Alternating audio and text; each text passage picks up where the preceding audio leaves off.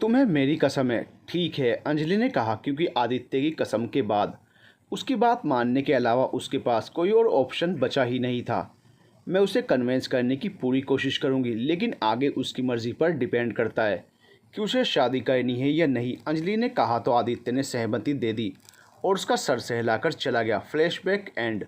सब हैरान थे इस खुलासे के बाद। किसी के पास कुछ कहने के लिए नहीं था, तो सब शांत बैठे एक दूसरे को देखे जा रहे थे। यही एक रास्ता है। एक बार वो अपनी ज़िंदगी में आगे बढ़ गई तो फिर मुझे पूरी तरह से भुला देगी। यही सही है उसके लिए, फिर मुझे भी सुकून मिल जाएगा।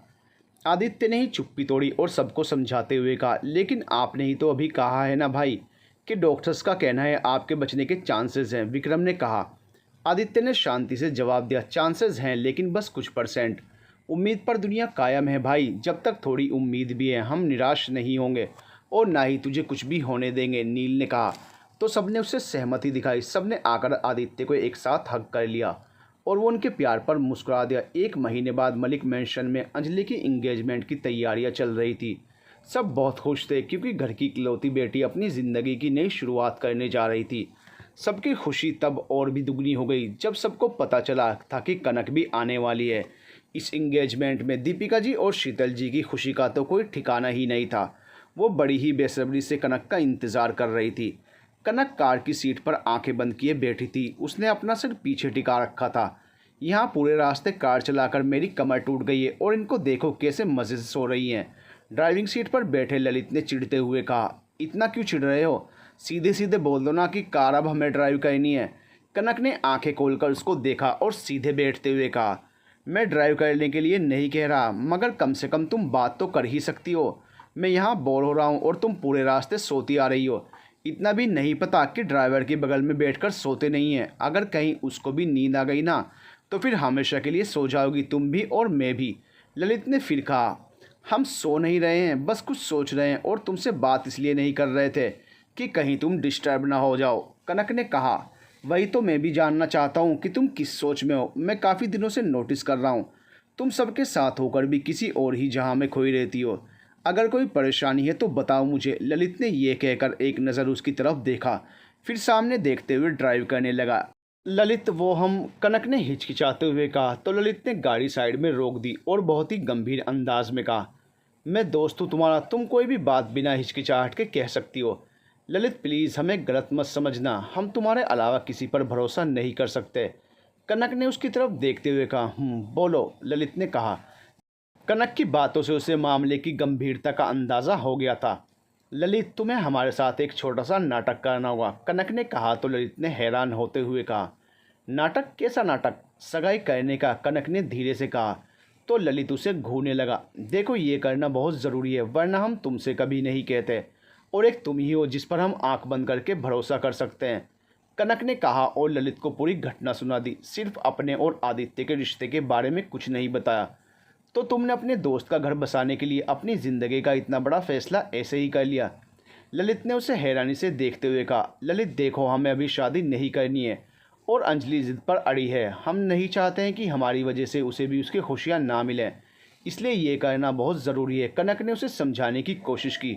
फिर ठीक है, लेकिन मेरी भी एक शर्त है, अगर तुम्हें मंजूर है तो। तुम जब चाहो, मैं इस सगाई के लिए तैयार हूँ, ललित ने कहा।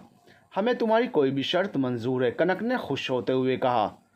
पहले मेरी शर्त सुन तो लो, फिर खुश हो लेना, ललित ने संजीदगी से कहा। ललित को गंभीर देखकर कनक थोड़ी सोच में पड़ गई। फिर कहा, कहो क्या शर्त है तुम्हारी? मैं सगाई के लिए तैयार हूँ, लेकिन अगर सगाई होगी तो नाटक वाली नहीं बल्कि असली होगी, ललित ने उसकी तरफ देखते हुए कहा। तो कनक चौंक गई। उसे अंदाज़ा भी नहीं था कि ललित ऐसा कुछ भी कह सकता है। उसने गुस्से से ललित से कहा, क्या बकवास है ये कोई बकवास नहीं है कनक। जिस तरह से तुम्हें अपनी दोस्त की चिंता है उसी तरह मुझे भी तुम्हारी फिक्र है। एक बार सबके सामने सगाई होकर टूट गई तो लोगों को बात का बतंगड़ बनाते देर नहीं लगेगी। शादी हो या सगाई, उसके टूटने पर लड़के का तो कुछ नहीं बिगड़ता, लेकिन लड़की में हज़ारों कमियां निकाल दी जाती हैं, जैसे हर चीज़ की जिम्मेदार वो अकेले ही होती है, ललित ने कनक को समझाते हुए कहा। कनक चुप ही रही। तो ललित ने एक बार फिर से उसे समझाया, देखो कनक, ना तो तुम किसी से प्यार करती हो और ना मैं। आगे हमें कभी ना कभी तो शादी करनी ही पड़ेगी। हमारा लाइफ पार्टनर हमारा सबसे अच्छा दोस्त हो, इससे अच्छा क्या होगा। अभी सगाई कर लेते हैं, शादी जब तुम तैयार होगी तब करेंगे। दोनों बहुत देर तक खामोश रहे। ललित कनक की तरफ देख रहा था और कनक किसी और ही सोच में डूबी थी। बहुत देर तक सोचने के बाद कनक ने कहा, ठीक है, हमें तुम्हारी शर्त मंजूर है। ललित खुश हो गया। उसने कनक को गले लगाना चाहा तो कनक ने पीछे होकर कहा, let's go Lalit, we are getting late. Okay. Lalit ने अपने हाथ पीछे करते हुए हल्का सा मुस्कुरा कर कहा। ललित ने कार आगे बढ़ा दी। कनक ने कार के शीशे खोल दिए और विंडो पर सिर टिकाकर बाहर देखने लगी। उसकी आंखों में आंसू भर गए थे जिन्हें वो थोड़ी थोड़ी देर में साफ कर लेती। उसने अंजलि की खुशी के लिए ललित को हाँ कह दिया था। ललित की बात भी कहीं ना कहीं सही थी और कनक जानती थी कि ललित की इंटेंशन गलत नहीं है। वो सिर्फ कनक की भलाई चाहता है। लेकिन ये भी एक बड़ा सच था।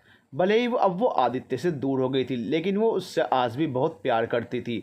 वो उसका पहला प्यार था और शायद आखिरी भी। कनक कभी भी उसकी जगह किसी और को देने के बारे में सोच भी नहीं सकती थी। उसका दिल ही जानता था कि इस समय वो कैसा महसूस कर रही थी। कनक और ललित मलिक मैंशन पहुंचे। विक्रम गेट पर ही खड़ा था।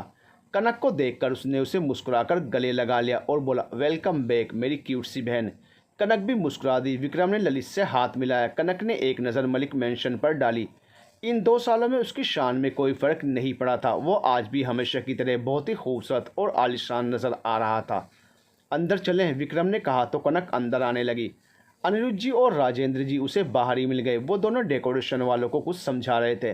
कनक ने दोनों के पैर छुए तो दोनों ने ही उसके सर पर हाथ रख दिया। दोनों ने ललित की तरफ देखा तो विक्रम ने कहा, बड़े पापा ये डॉक्टर ललित हैं, कनक के दोस्त। ललित ने अपने हाथ जोड़ लिए नमस्कार करने के लिए तो उन लोगों ने भी एक साथ ही कहा, नमस्ते बेटा। राजेंद्र जी ने पूछा, कैसी हैं आप बेटा?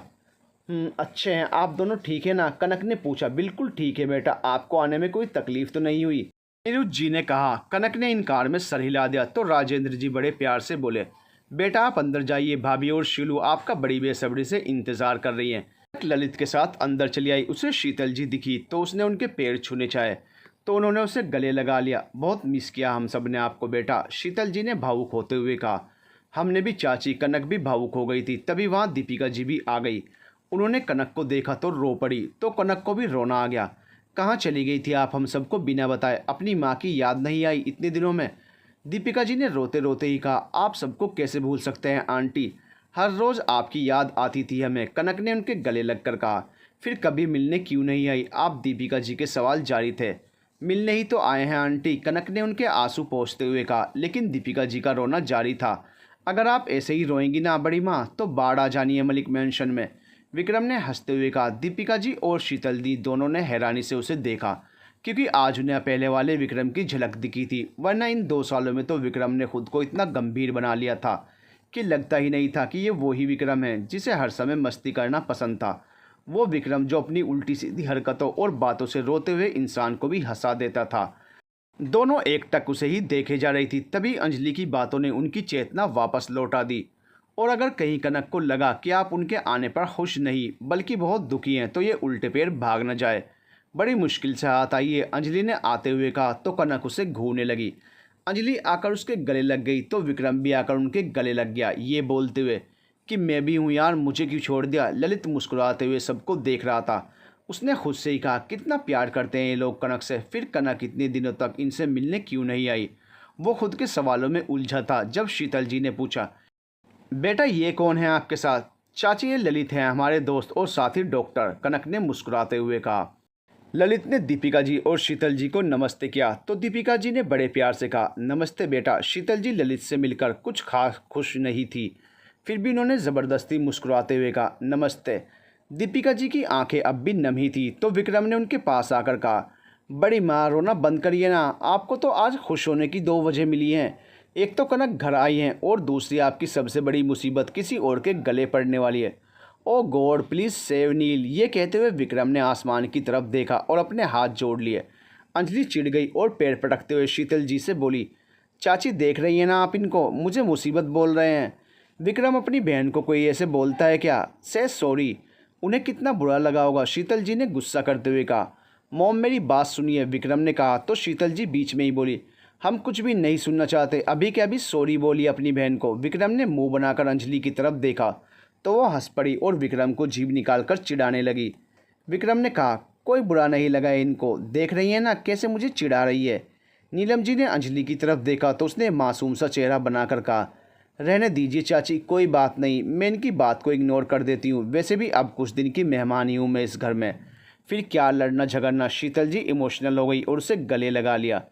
फिर विक्रम की तरफ देख कर बोली, देखिए आपकी बहन छोटी होकर भी कितनी समझदार हैं, एक आप हैं जो उसका दिल दुखा रहे हैं। शीतल जी विक्रम को डांट रही थी और वो सर झुकाकर खड़ा था। तभी कनक ने अपने मोबाइल का कैमरा शीतल जी की तरफ कर दिया। शीतल जी ने उसमें देखा तो अंजलि विक्रम को चिढ़ाते हुए मज़े से चॉकलेट खा रही थी। शीतल जी को सारा मामला समझ में आ गया। वो मुस्कुरा उठी अंजलि की शरारत देखकर। इस बात से बेखबर अंजलि ने फिर अपनी आवाज़ में मायूसी लाकर कहा, मुझसे तो अब कुछ खाया पिया भी नहीं जाएगा। भाई आपको ऐसा नहीं कहना चाहिए था। विक्रम उसकी तरफ आया और उसके हाथों से चॉकलेट छीनते हुए कहा, अच्छा है नहीं खाया जाएगा तो कम ही खाया कर, वरना बेचारा नील उसकी तो कमर टूट जानी है तुझे गोद में उठाने के चक्कर में। चिल्लाई, भाई मेरी चॉकलेट वापस करो अभी के अभी इसको। विक्रम ने चॉकलेट खाते हुए मुस्कुरा कर कहा, क्या करोगी चॉकलेट खाकर, तुमसे तो कुछ खाया पिया ही नहीं जा रहा है। अंजलि ने बुरा सा मुंह बना लिया और फिर से शीतल जी को देखा तो वो उनके कान पकड़कर खींचते हुए बोली, बदमाश लड़की, अपनी ही चाची को बेवकूफ़ बना रही हैं आप। चाची छोड़िए ना, दुख हो रहा है, अंजलि ने अपने कान छुड़ाने की कोशिश करते हुए कहा। विक्रम ने हंसते हुए कहा, थैंक्स कनक, बचा लिया तुमने, वरना ये लड़की तो आज मोम से थप्पड़ ही पड़वा देती। कनक भी मुस्कुरा दी। विक्रम ललित को अपने साथ लेकर चला गया।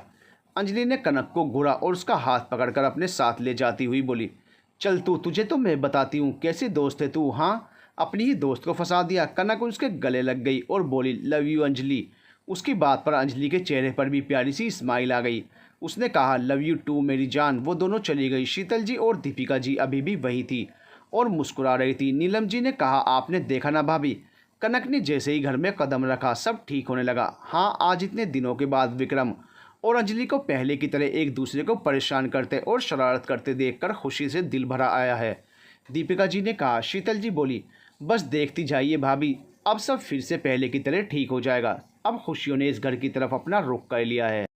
अंजलि के साथ चल रही कनक ने चारों तरफ नज़र दौड़ाते हुए कहा, अंजलि दादू कहाँ हैं? वो अपने रूम में हैं, उनकी तबीयत ठीक नहीं रहती ना, तो बाहर कम ही रहते हैं। अंजलि ने कहा। कनक और वो दोनों दादू के रूम में आ गए।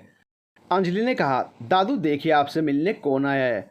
दादू ने अपनी आंखें खोली तो अंजलि ने उनका चश्मा उनको पकड़ा दिया। वो उठकर बैठने की कोशिश करने लगे तो अंजलि उनको सहारा देने लगी, लेकिन वो उससे संभल नहीं पाए और एक तरफ को गिरने लगे। तभी दूसरी तरफ से कनक ने आकर उनको सहारा दिया। संभल के दादू, कनक ने कहा तो दादू बोल पड़े, कनक बच्चा आ गई आप। कनक ने उनके हाथ से चश्मा लेकर उन्हें पहना दिया और उनका पैर छूकर कहा, दादू आपने हमें बिना देखे पहचान लिया। अरे भाई, माना कि हम बूढ़े हो चुके हैं, लेकिन अपने बच्चों का स्पर्श तो अभी भी पहचान सकते हैं। दादू ने उसके सर पर हाथ रखते हुए कहा, कैसे हैं आप? कनक ने पूछा। उनकी आंखें भर आई थी उसके स्नेह पर। हम ठीक हैं बेटे, आप अपना हाल सुनाएं हमें, दादू ने कहा। अंजलि बता रही थी कि आपकी तबीयत आजकल ठीक नहीं रहती है। कनक ने कहा तो दादू बोले, बुढ़ापा है बेटे, थोड़ी बहुत शारीरिक परेशानियां हो जाती हैं, लेकिन इन सब ने मिलकर हमें बीमार बना डाला है। बिस्तर पर बैठाकर कनक मुस्कुरा उठी उनकी बच्चों जैसी शिकायत पर। उसने कहा, कोई नहीं दादू, हम आ गए हैं ना, अब आप और हम दोनों रोज़ सुबह शाम वॉक पर जाएंगे। हाँ, और रोज़ रोज़ आइसक्रीम और मूंग दाल का हलवा खाएंगे। दादू ने खुश होते हुए कहा, रोज़ तो नहीं, लेकिन हम वादा करते हैं जब तक यहाँ हैं आपकी पसंद का सब कुछ बनाकर आपको खिलाएंगे। कनक ने कहा तो दादू ने मुस्कुराकर उसके गाल छू लिए और बोले, हमेशा खुश रहिए बेटे। अच्छा दादू, अब आप आराम करिए, हम थोड़ा फ्रेश हो जाते हैं, कनक ने कहा और दादू को सहारा देकर लेटा दिया। दादू से मिलकर कनक अंजलि के साथ उसके रूम की तरफ आ गई। कॉरिडोर से गुजरते हुए उसकी सभी पुरानी यादें ताज़ा हो गई। ये कॉरिडोर ही तो उसके प्यार का गवाह था। यहीं पर वो आदित्य के ऊपर गिरी थी जब पहली बार उसने आदित्य की तेज़ धड़कनों को महसूस किया था, जो शायद उसकी करीबी की वजह से था। यहीं पर आदित्य ने उसके हाथ में मेहंदी लगे होने की वजह से उसे गिलास में स्ट्रॉ डालकर पानी पिलाया था। यहीं तो उसने कहा था कि उसे कनक के हाथों की कॉफ़ी की आदत हो चुकी है। यहीं पर कनक ने उसे पगड़ी पहनाई तो उसने उसके लिए वो लाइनें कही थी जिसे सुनकर उसका दिल धड़क उठा था। उसकी इन्हीं सब बातों को तो वो प्यार समझने की भूल कर बैठी थी। यहीं पर बैठकर ना जाने कितने पल उसने इंतज़ार में बिताए थे, सिर्फ आदित्य की एक झलक पाने के लिए। ये सब याद आते ही उसकी आंखें नम हो गई। अंजलि ने उसकी नम आंखें देखी तो उसने कनक का हाथ पकड़ लिया और तेज़ी से रूम में चली गई। शाम तक रितिका और उदय भी आ गए थे और मानसी बुआ का परिवार भी आ चुका था। सब कनक को वापस मलिक मैंशन में देखकर बहुत खुश थे। रितिका की एक बेटी थी जो 1 साल की हो गई थी उसका नाम रितिका ने कनक के नाम पर कनिका रखा था। सबसे मिलकर और उन सबका अपने लिए प्यार देखकर कनक भी अपनी सारी परेशानियों को भूल गई थी। अभी तक आदित्य से उसका सामना नहीं हुआ था। अगले दिन रात के 9 बज रहे थे। सबने खाना खा लिया था और सोने चले गए थे, क्योंकि सुबह ही पूजा थी तो सबको जल्दी जगना था। कनक रितिका और अंजलि के साथ गप्पे मार रही थी। कनक को एक कॉल आया तो उसने पिक किया। जी, क्या वो ठीक है? उसने पूछा। सामने से कुछ कहा गया तो कनक ने कहा, ओके, आप उसका ख्याल रखें, हम अभी आते हैं।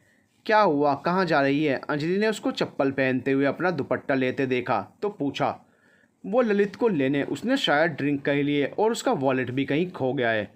कनक ने कहा, हम भी साथ चलते हैं। रितिका और अंजलि दोनों ने साथ ही कहा, नहीं, आप लोग नहीं चल सकते। अंजलि को घर से निकलने से आपकी दादी सावित्री देवी ने मना किया है और आप नहीं जा सकती, क्योंकि अगर कनिका जग गई तो आपको ना पाकर रोने लगेगी। कनक ने कहा, ठीक है, लेकिन अकेले मत जाना, रात हो गई है, विक्रम को साथ ले लेना। रितिका ने कहा। कनक ने हाँ में सर हिला दिया और चली गई। कनक को गए 2 घंटे से ज़्यादा हो गए थे, लेकिन वो अब तक वापस नहीं आई थी। अंजलि ने उसे कॉल किया तो पता चला उसका फ़ोन घर पर ही है। शायद जल्दी जल्दी में वो फ़ोन ले जाना भूल गई थी। अंजलि ने विक्रम को कॉल किया, लेकिन वो तो कनक के साथ गया ही नहीं था। वो किसी ज़रूरी मीटिंग में था। अंजलि और रितिका परेशान हो गई। कनक ललित को लेकर बाहर आ रही थी। वो नशे में था और मस्ती कर रहा था। कनक उसे कार में बैठाने की कोशिश कर रही थी, लेकिन वो नाचने गाने में बिजी था। कनक ने कहा, ललित, अभी और नाटक मत करो, बैठ जाओ कार में प्लीज़, चलो हमारे साथ। काश कि कोई हमें भी इतने प्यार से बोलता, हम तो सारी ज़िंदगी उसके साथ चलने के लिए तैयार हो जाते। किसी ने कहा तो कई लोगों के ठहाकों की आवाज़ कनक के कानों में आई। पीछे मुड़कर देखा तो थोड़ी दूरी पर कुछ शराबी टाइप के लड़के दिखे। वो उसी को घूर रहे थे और अजीब तरीके से मुस्कुरा रहे थे। कनक जानती थी कि वो लड़के भी नशे में हैं, इसलिए उसने कुछ कहना ठीक नहीं समझा और ललित को फिर से कार में बैठाने लगी। लेकिन वो लड़के मानने वालों में से नहीं थे। वो उस पर फफ्तियाँ कसते कसते उसके पास आ गए थे। ललित कार में बैठ गया तो कनक भी दूसरी साइड आकर ड्राइविंग सीट पर बैठने लगी। तभी उनमें से एक लड़के ने उसका हाथ पकड़ लिया। कनक ने गुस्से में उसे घूरकर देखा तो उसने हंसते हुए कहा, हाय हाय, इन नीली आंखों से ऐसे ना घूरो, जाने मन, जान चली जाएगी। क्या मस्त माल है ना मोंटी भाई, उसके साथ आए दूसरे लड़के ने कहा। चुप कर, माल नहीं है, भाभी है तुम्हारी, भाभी। मोंटी ने उस लड़के को थप्पड़ मारते हुए कहा। कनक को बहुत गुस्सा आ रहा था, लेकिन वो अकेली थी और ललित नशे में था। आसपास भी कोई दिख नहीं रहा था जो उसकी हेल्प कर सके। ऐसे में उसे उन लड़कों से उलझना ठीक नहीं लग रहा था, इसलिए वो शांति रही और अपना हाथ छुड़ाकर कार में बैठ गई। उसे पता नहीं चला कि कब ललित कार से निकल गया और उस लड़के मोंटी को घूंसा मार दिया। उसकी नाक से खून बहने लगा। ये देखकर मोंटी और बाकी तीनों को गुस्सा आ गया। वो सब हाथापाई पर उतर आए। वो 4 थे और ललित अकेला था। वो सब ललित पर भारी पड़ रहे थे। ललित को कमज़ोर पड़ते देखकर कनक उसे बचाने के लिए आगे बढ़ी तो उनमें से एक ने कनक को पकड़ लिया। अब तक कनक को भी काफ़ी गुस्सा आ गया था। उसने लड़के की टांगों के बीच में अपना घुटना दे मारा। वो गिर पड़ा तो उनमें से एक और शराबी उसकी तरफ बढ़ा। कनक उसके चेहरे और पेट में कई घूंसे मारे और उसके बाल पकड़कर घुमाने लगी। तभी उसे ललित की चीख सुनाई पड़ी। कनक ने उस तरफ देखा। ललित ज़मीन पर गिरा हुआ था। उसने अपने सर को दोनों हाथों से पकड़ रखा था। उसके पास ही खड़े लड़के के हाथों में एक मोटा सा डंडा था। कनक घबराकर उसकी तरफ बढ़ी, लेकिन वो लड़के उसके सामने रास्ता रोककर खड़े हो गए। 2 लड़के ने उसके दोनों हाथ पकड़ लिए और मोंटी उसकी तरफ बढ़ने लगा। कनक बहुत डर गई थी, लेकिन उसने अपने चेहरे से अपना डर जाहिर नहीं होने दिया और उन लड़कों को घूरती रही। उनमें से एक लड़के ने कहा, भाई बहुत गर्मी है इस लड़के में, देखा नहीं कैसे अपने साथियों की हालत ख़राब कर दी, अभी निकाल देते हैं इसकी गर्मी। मोंटी ने कहा तो बाकी सब हंसने लगे। कनक उनकी पकड़ से छूटने के लिए अपना पूरा जोर लगा रही थी, लेकिन वो सफल नहीं हो पा रही थी। मोंटी एकदम से उसके चेहरे के पास आ गया और उसे किस करने की कोशिश करने लगा। कनक ने उसके मुंह पर थूक दिया और अपना चेहरा दूसरी तरफ कर लिया। मोंटी गुस्से में तिल मिला गया। उसने कनक को खींचकर एक थप्पड़ मार दिया और उसका चेहरा थामकर किस करने ही वाला था कि कनक और उसके चेहरे के बीच में एक हाथ आ गया। कौन है बे? मोंटी ने चिल्लाते हुए कहा। उससे उसके काम में अवरोध पसंद नहीं आया था। तुम्हारा बाप, एक तीखी सी आवाज़ आई तो कनक ने तुरंत अपनी आंखें खोल दी। सामने आदित्य खड़ा था। उसकी आंखें लाल थी और चेहरे की मांसपेशियां गुस्से की वजह से तनी हुई थी।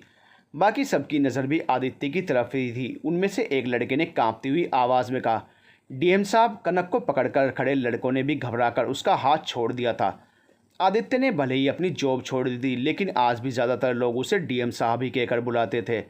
आज भी बड़े से बड़े अपराधियों की हालत ख़राब हो जाती थी उसे देखकर। आदित्य ने कनक को देखा तो उसका गुस्सा कंट्रोल से बाहर हो गया। कनक के गालों पर मोंटी के मारे हुए थप्पड़ के निशान थे। उसके गोरे रंग के वजह से 5 उंगलियों की छाप साफ पता चल रही थी। उसने उन सबकी पिटाई शुरू कर दी। वो लड़के अधमरे से हो गए थे और बार बार माफ़ी मांग रहे थे, लेकिन आदित्य पर तो साक्षात महाकाल सवार थे। उसने उन लड़कों की एक नहीं सुनी। अब तक ललित को भी होश आ गया था। आदित्य के साथ आए देव ने उसे सहारा देकर खड़ा किया। तो नॉर्मल ही था, लेकिन कनक और ललित आदित्य का गुस्सा देखकर बहुत डर गए थे।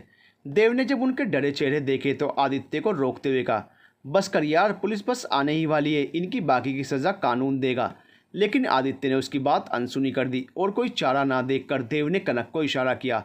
कनक ने आगे बढ़कर आदित्य का हाथ पकड़ लिया और बोली, बस कीजिए मिस्टर मलिक, मर जाएंगे ये सब। आदित्य ने उसकी आवाज़ सुनी तो रुक गया और कनक की ओर देखा। उसकी लाल जलती हुई निगाहों से कनक सिहर उठी। आदित्य ने अपने हाथ की तरफ देखा तो कनक ने जल्दी से उसका हाथ छोड़ दिया। अब तक पुलिस भी आ गई थी। उन लड़कों को अरेस्ट कर लिया गया था। आदित्य ने देव की तरफ देखा तो उसका इशारा समझकर वह भी पुलिस वालों के साथ ही बाकी की कार्यवाही के लिए चला गया। ललित की मरहम पट्टी भी हो गई थी। दरअसल देव ने उसे घायल देखकर पुलिस वालों के साथ ही डॉक्टर को भी बुला लिया था। डॉक्टर भी उनके साथ ही चला गया। अब वहाँ पर कनक, आदित्य और ललित ही थे। आदित्य अब भी बहुत गुस्से में लग रहा था। कनक ने कहा, मिस्टर मलिक थैंक यू, अगर आप नहीं आते। आदित्य ने उसकी बात के पूरी होने से पहले ही अपनी सर्द आवाज़ में कहा, क्या कर रही थी यहाँ? वो हम कनक हकलाने लगी थी। उसकी आवाज़ सुनकर इसलिए आगे नहीं बोल पाई। वो मुझे लेने आई थी। मेरा वॉलेट गुम हो गया था और मैं थोड़ा नशे में था। ललित ने जब कनक को डरे देखा तो जल्दी से सच्चाई बयान कर दी, लेकिन यही उसने गलती कर दी। आदित्य का गुस्सा और भड़क गया। उसने ललित की तरफ घूरकर देखा और दांत पीसते हुए कहा, पहली बात, जब खुद को हैंडल नहीं कर सकते तो इतनी पीती क्यों हो?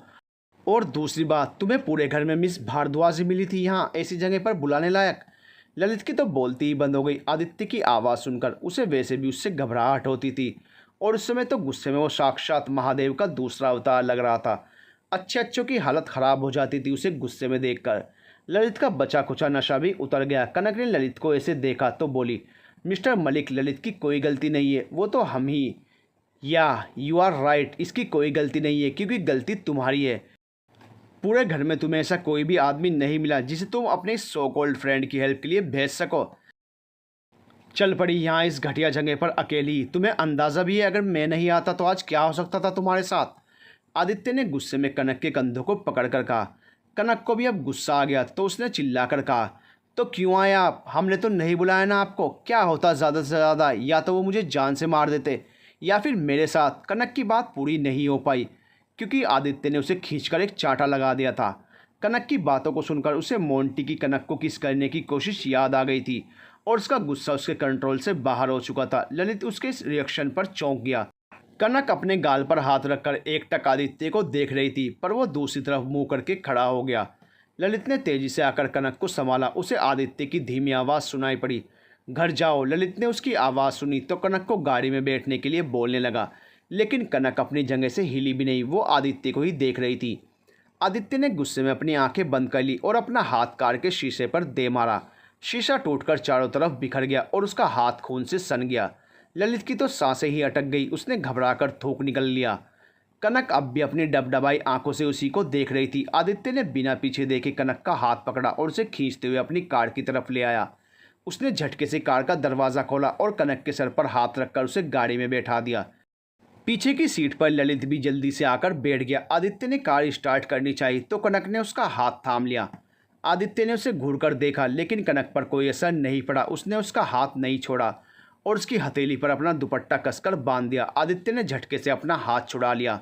वो अब भी बहुत गुस्से में था। गाड़ी मलिक मैंशन के बाहर तेजी से आकर रुकी। ललित बाहर आ गया। आदित्य ने भी बाहर निकलकर कनक के साइड का दरवाज़ा खोला और उसे खींचकर बाहर निकाला और हॉल में चलाया। वो अपने लंबे लंबे डग भरता चला जा रहा था और कनक उसके साथ खींची चली जा रही थी। गाड़ी की आवाज़ सुनकर अंजलि और रितिका भी हॉल के दरवाजे के पास आ गई। आदित्य को कनक के बारे में फ़ोन पर अंजलि ने बताया था। उसके बाद से दोनों हॉल में ही आदित्य और कनक का इंतज़ार कर रही थी। आदित्य ने आकर कनक को एक झटके से छोड़ दिया तो कनक गोल गोल घूम गई। वो गिरने वाली थी, लेकिन अंजलि और रितिका ने आकर उसे थाम लिया। कनक ने आदित्य की ओर देखा, लेकिन वो वहाँ एक पल भी नहीं रुका और अपने रूम में चला गया। अंजलि और रितिका दोनों ही हैरान थी। उन्हें कुछ भी समझ नहीं आ रहा था। वो कनक से कुछ पूछती, लेकिन उसने भी खुद को छुड़ाया और दौड़ते हुए अंजलि के कमरे की तरफ चली गई। उन्होंने ललित की तरफ सवालिया नज़रों से देखा तो उसने सारी घटना बता दी। दोनों के चेहरे पर परेशानी दिखने लगी। मुझे समझ नहीं आ रहा है कि उनका रिश्ता क्या है। मिस्टर मलिक ने पहले कनक को बचाया, फिर उसी से गुस्सा होकर उसे थप्पड़ मार दिया और तो और तुरंत ही खुद को सजा भी दे दी। और कनक, जिसे अपने तकलीफ के बजाय मिस्टर मलिक की चोट की परवाह थी, जिस कनक को मैं जानता हूँ वो अपने आप को चोट पहुँचाने वाले की हालत ही ख़राब कर देती है, लेकिन यहाँ उसने एक भी शब्द नहीं बोला। ऊपर से मिस्टर मलिक की चोट पर पट्टी भी बांधी। स्ट्रेंज ना, ललित ने कहा। उसे सच में कुछ भी समझ नहीं आ रहा था। इनका रिश्ता क्या है, बहुत जल्दी आप भी समझ जाओगे। अंजलि ने कुछ सोचते हुए कहा। जी मैं कुछ समझ नहीं, ललित ने कहा तो रितिका बोली। ललित, रात बहुत हो गई है, आप जाकर आराम करें और हम कनक के पास जाते हैं। ओके, ललित ने कहा और गेस्ट रूम की तरफ बढ़ गया। वो दोनों भी रूम में जाने लगी तो ललित ने पीछे पलट कर कहा, प्लीज़ कनक का ख्याल रखिएगा, वो बहुत इमोशनल है। रितिका ने मुस्कुराकर अपना सर हिला दिया और वो भी कनक के पास चली गई। दोनों जब रूम में पहुंची तो कनक बिना चेंज किए लेट गई थी। उसने ब्लैंकेट के अंदर अपना चेहरा छुपा रखा था। अंजलि और रितिका ने अभी कुछ कहना ठीक नहीं समझा। रितिका ने अंजलि से कहा, टेंशन मत लो, सब ठीक हो जाएगा। अंजलि ने उदासी से सर हिला दिया तो रितिका वहां से चली गई। अंजलि लाइट बंद करके कनक के बगल में लेट गई। आदित्य अपने रूम में था। उसे बहुत गुस्सा आ रहा था। बार बार आंखों के आगे कनक के गालों पर छपी हुई उंगलियां और मोंटिका कनक को किस करने की कोशिश ही नजर आ रही थी। उसने जब ये नज़ारा देखा था तो उसे समझ नहीं आ रहा था कि उसने कैसे खुद को कंट्रोल किया था। अगर कनक ने उसे नहीं रोका होता तो आज वो उसका खून ही कर देता।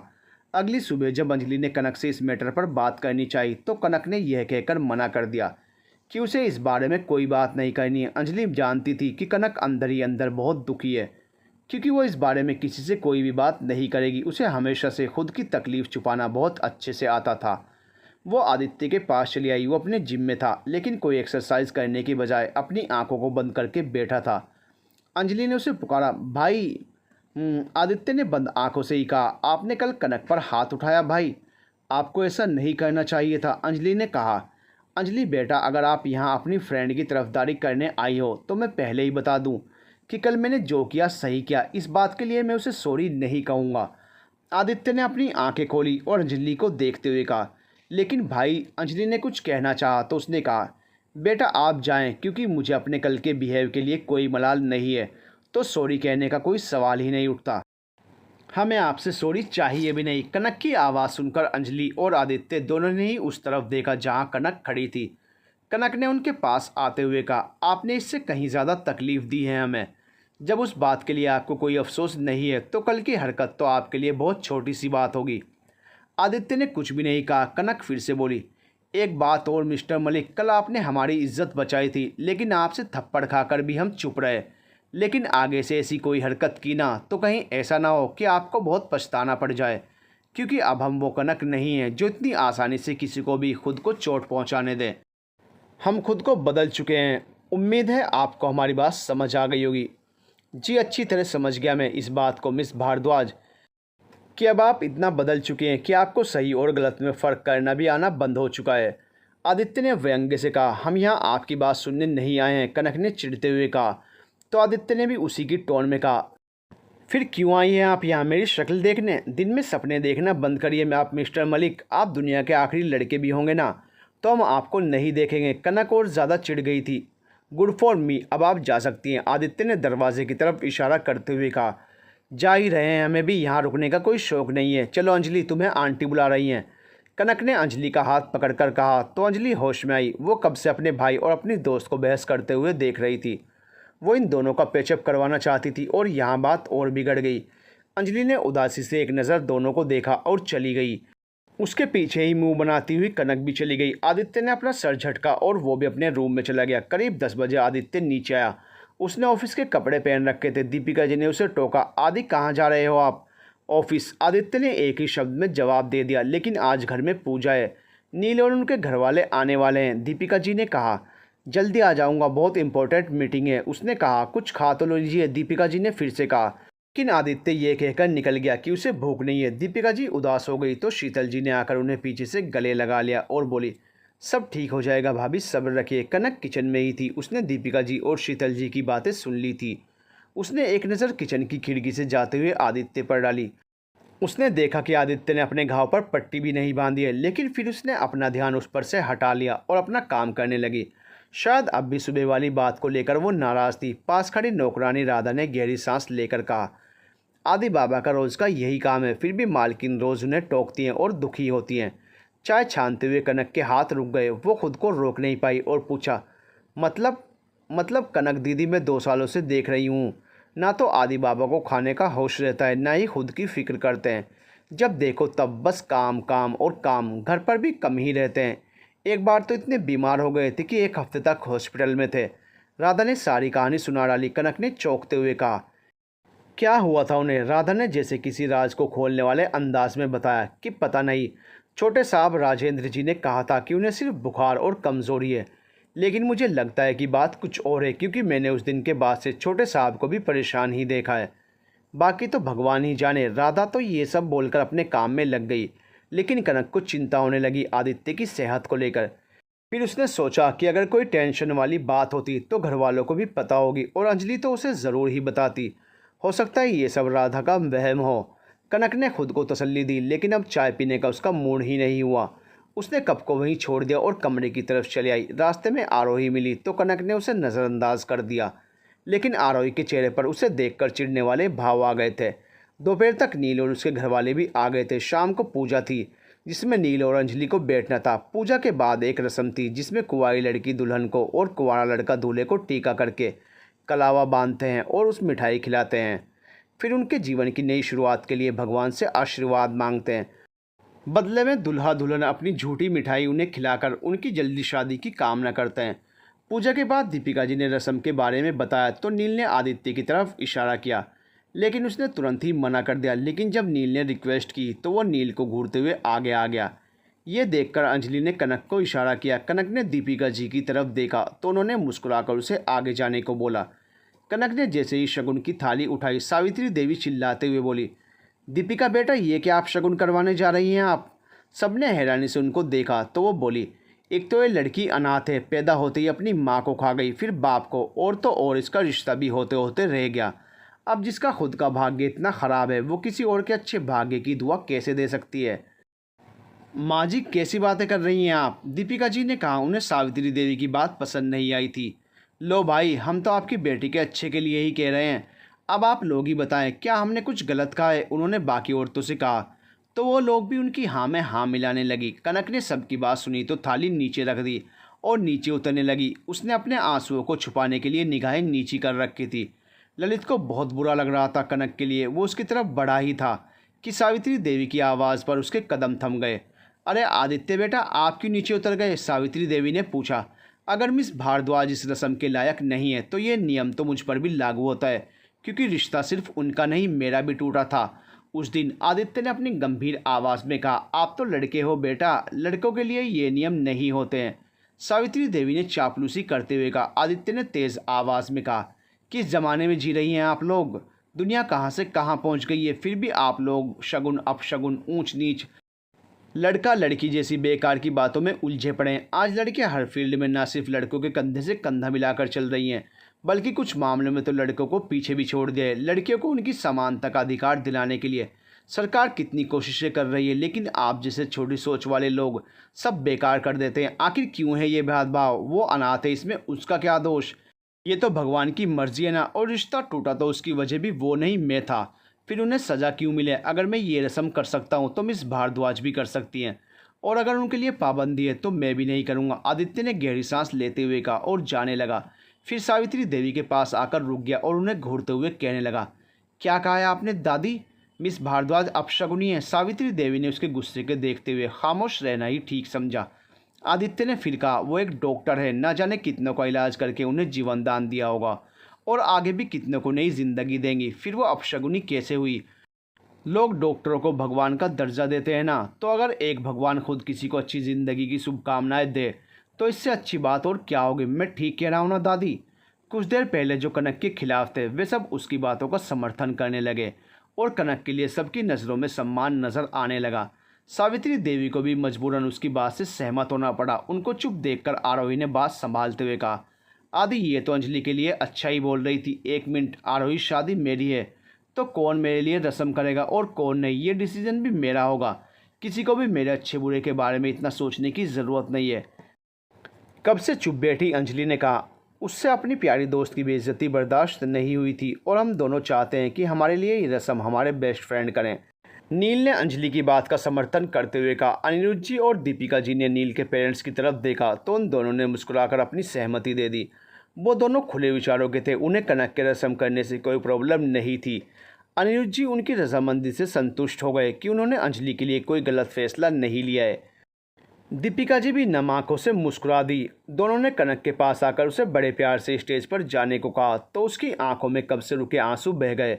आदित्य ने देखा तो उसका हाथ थाम लिया और कहा, स्टेज पर चले मिस भारद्वाज, रस्म के लिए लेट हो रहा है। कब से झुकी कनक की नज़रें पहली बार उठी। उसने उसकी तरफ देखा। वो सामने की ओर देखता आगे बढ़ रहा था और कनक उसके साथ चल रही थी। रस्म के बाद सब फोटो क्लिक करवाने लगे। कनक की नज़रें ना चाहते हुए भी आदित्य की तरफ ही चली जाती थी। आज जिस तरह से वो उसके सम्मान के लिए खड़ा हुआ था, कनक का दिल सारे गिले शिकवे भूलकर फिर से उसकी तरफ झुकने लगा था। लेकिन वो कनक की फीलिंग से अनजान उसके साथ फ़ोटो खिंचवाने में लगा हुआ था। आदित्य उसकी नज़रों से बेखबर नहीं था, लेकिन वो जानबूझकर उससे अनजान बना हुआ था। वो नहीं चाहता था कि कनक को उसकी तरफ से फिर से कोई उम्मीद मिले, इसलिए वो उससे दूर ही रहता था। लेकिन आज जब उसने कनक की इंसल्ट होते देखी तो वो चुप नहीं रह पाया। फोटो सेशन के बाद कनक ने आदित्य को बाहर जाते देखा तो उसके पीछे चली गई। वो उसको थैंक यू बोलना चाहती थी। आगे चलते हुए आदित्य को सामने लगे आदमकद आईने में अपने पीछे आती कनक दिखी तो वो एक जगह पर रुक गया। कनक उसके पास पहुंची ही थी कि उसे उसकी आवाज़ सुनाई दी। वो फ़ोन पर किसी से बात कर रहा था। मैं उसके लिए इसलिए खड़ा हुआ क्योंकि मैं किसी लड़की की इंसल्ट नहीं देख सकता, और सबसे बड़ी बात, मैं नहीं चाहता था कि मेरी बहन का पहला फंक्शन ख़राब हो। और तुमने सोच भी कैसे लिया कि मैं उसके जैसी लड़की से प्यार करूँगा। आई मीन कितनी इरिटेटिंग है वो। कहकर आदित्य ने शीशे में ही कनक के एक्सप्रेशन देखे। वो गुस्से में तमतमा गई थी। उसने अपनी गुस्से से भरी नज़रों से एक नज़र आदित्य को देखा और पैर पटक कर वहाँ से चली गई। आदित्य ने उसे जाता देखा तो अपना फ़ोन नीचे कर लिया और एक गहरी सांस ली। कनक ललित को ढूंढ रही थी जो उसे पूजा के बाद से ही दिखाई नहीं दे रहा था। उसकी नज़र स्विमिंग पूल के पास बैठे ललित पर पड़ी तो वो उसकी तरफ बढ़ गई। हम कब से ढूंढ रहे हैं, तुम यहाँ क्या कर रहे हो? कनक ने कहा। कुछ काम था मुझसे, ललित ने सामने देखते हुए पूछा। इसका क्या मतलब है? बिना काम के हम अपने फ्रेंड को नहीं ढूंढ सकते? कनक ने हैरानी से कहा। Friend? What a joke, Lalit ने फीकी सी हंसी हंसते हुए कहा। क्या हुआ है ललित, ऐसा क्यों बोल रहे हो तुम? कनक ने पूछा तो ललित ने हल्के से गुस्से में कहा। तो और क्या पूछूं कनक, तुम मुझसे दोस्ती बोलती हो लेकिन क्या कभी दोस्त माना है तुमने मुझे? देखो ललित, हमारा दिमाग पहले से ही बहुत ख़राब है, इसलिए जो भी कहना है साफ साफ कहो। हमें कुछ समझ नहीं आ रहा है कि तुम क्या बात कर रहे हो, कनक ने कहा। तो ललित ने उसे घूरते हुए कहा, 2 साल से मैं तुम्हारे साथ हूँ, तुमसे अपनी हर बात शेयर करता हूँ, लेकिन तुमने मुझसे सब छुपाया। ये यहाँ आकर भी तुमने कुछ नहीं कहा। क्यों नहीं बताया तुमने अपने और आदित्य के रिश्ते के बारे में? क्योंकि मेरे लिए सब कुछ ख़त्म हो चुका है। अब ये रिश्ता कोई मायने नहीं रखता मेरे लिए, कनक ने झल्लाते हुए कहा। तो ललित हंस पड़ा। गलत, तुम आज भी बहुत प्यार करती हो उनसे, शायद वो भी तुमसे उतना ही प्यार करते हैं। नहीं, वो नहीं प्यार करते हमसे, ना आज ना ही पहले कभी। हम ही पागल थे उनके पीछे, लेकिन अब हमें भी सबक मिल गया, हम भूल चुके हैं सब कुछ, कनक ने गुस्से में चिल्लाते हुए कहा। वो पहले ही आदित्य की बातों से बहुत अपसेट थी। अच्छा, अगर ऐसा है तो तुम मुझसे सगाई कर लो, मैं मान जाऊंगा कि तुम मूव ऑन कर चुकी हो, ललित ने कहा तो कनक चौंक गई। हाँ, तुम सगाई के लिए तैयार थी ना, तो अब ये सगाई हो जानी चाहिए, वो भी अंजलि की सगाई के साथ ही, वरना मैं अंजलि को सारी सच्चाई बता दूंगा, ललित ने कहा। कनक ने उसे खा जाने वाली नज़रों से देखा तो ललित ने कहा, ऐसे लुक मत दो, अपना डिसीजन बताओ। कनक वहाँ से जाने के लिए मुड़ी, फिर पलट कर कहा, यू नो वाट, तुमसे दोस्ती करना और तुमसे मदद मांगना हमारी ज़िंदगी की सबसे बड़ी गलती थी। ललित मुस्कुरा दिया तो कनक गुस्से से तिलमिलाकर चली गई। ललित ने अपना फ़ोन निकाला और किसी को कॉल किया। कनक कमरे में आई और गुस्से में बेड पर से सारा सामान नीचे फेंक दिया। उसे ललित पर बहुत गुस्सा आ रहा था। पहले ही सावित्री देवी और फिर आदित्य की बातों ने उसे तकलीफ पहुंचाई थी। किसी ने दरवाज़ा खटखटाया तो कनक ने जल्दी से सब ठीक किया और अपना हुलिया सुधार कर दरवाज़ा खोला। सामने अंजलि थी। कितना टाइम लगता है दरवाज़ा खोलने में, ऐसा भी क्या कर रही थी तू? अंजलि ने उसे शक की निगाहों से देखते हुए कहा। कुछ नहीं, हम कुछ भी नहीं कर रहे थे, कनक ने हड़बड़ाते हुए कहा। तो अंजलि हंस पड़ी। रिलैक्स यार, आई एम जस्ट किडिंग। कनक भी जब तक थोड़ा नॉर्मल हो चुकी थी उसने कहा, अंजलि हमें तुमसे कुछ बात करनी है। अगले दिन सबके नाश्ते के बाद अंजलि ने चिल्लाते हुए कहा, सुनो सुनो सुनो, आप सबके लिए एक बहुत बड़ी न्यूज़ है मेरे पास। क्या बात है बेटा, कैसी न्यूज़ है आपके पास? अनिरुद्ध जी ने कहा। पापा, पता है मैंने और कनक ने जब हम कॉलेज में थे तब डिसाइड किया था कि हम दोनों अपनी ज़िंदगी में एक साथ ही आगे बढ़ेंगे। अब जब मेरी सगाई हो रही है तो अंजलि ने कनक को पकड़ते हुए कहा। तो क्या बेटा? दीपिका जी ने धड़कते दिल से पूछा। ओह मॉम, बताती हूँ, थोड़ा तो सब्र रखिए, अंजलि ने कहा। बेटा, आपको जो भी कहना है जल्दी कहिए बेटा, हमारा मन घबरा रहा है, शीतल जी ने कहा। उनसे और सस्पेंस बर्दाश्त नहीं हो रहा था। मैं कहना चाहती हूँ कि अब कनक की सगाई और शादी मेरे साथ ही होगी, अंजलि ने खुशी से चहकते हुए कहा। लेकिन उसकी बात सुनते ही सबके सब सुन हो गए। कनक ने सबकी बात सुनी तो थाली नीचे रख दी और नीचे उतरने लगी। उसने अपने आंसुओं को छुपाने के लिए निगाहें नीची कर रखी थी। ललित को बहुत बुरा लग रहा था कनक के लिए। To be continued.